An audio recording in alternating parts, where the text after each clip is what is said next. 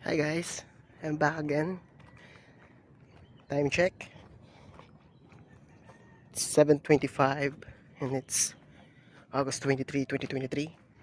And as of now, pasok na ako. I'll make a video kasi this is one of the important part of my life na pwede nyo siyang pulutan ng aral. Me and my girlfriend decided to make a business. Diba?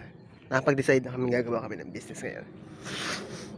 Napagplanuhan na namin yung gagawin, magkano yung share ng bawat isa, anong business yun, and napaka-importante na in the relationship kasi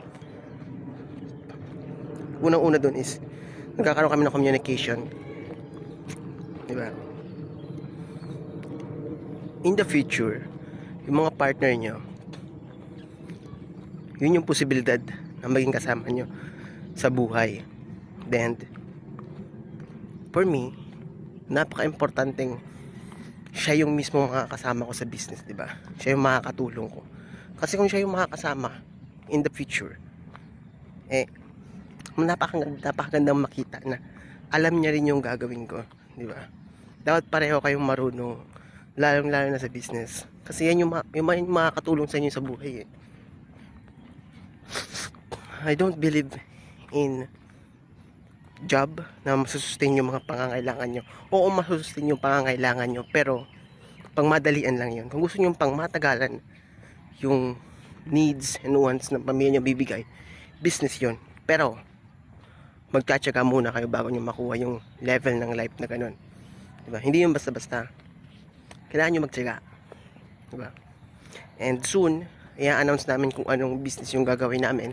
Napakaliit na lang ang kapital na gagawin namin, and I hope na magawa namin yung goal na gusto namin. Kasi kapag nagawa namin yung goal na yun, totoo yung napanood namin, diba? Totoo yung guide na sinusunod namin. And kapag nangyari yun, don't worry, papakita rin namin sa inyo kung paano yung step by step na ginawa. Anong product yung mabenta, anong product yung ibebenta dapat na nasa market. Kasi isa rin titignan yun. Pero as of now, yung nakikita ko maganda dito is alam na namin kung ano yung gagawin, alam na namin kung ano yung gusto namin ibenta, and nagkakaroon na kami ng communications. To be honest, siya na yung gusto ko, hindi yung product, yung girlfriend ko. Siya na yung gusto kong makasama in the future. Kasi hindi mo naman kailangan maghanap ng kung ano-anong babae. Ang kailangan mo lang magtiwala, makontento sa kung anong meron siya, diba? Yun lang. Then the rest, it will come. Ganun lang yun. I don't believe in some men na palipat-lipat kasi may nahanap. Hindi ako naniniwala sa ganun. Just believe kung sinong andyan. Niwala ka sa kanya, makakaya niya yun. And hopefully magawa namin yun. Pag nagawa namin yun, guys, don't worry, papakita ko sa inyo yung tutorial kung paano yung business mag-grow into a bigger one, diba?